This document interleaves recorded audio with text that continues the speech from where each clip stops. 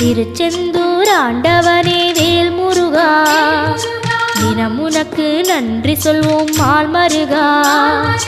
திருவடியில் தவம் இருப்போம் திருமுருகா, தீப்பெழுது நலமெனவே வடிவழகா.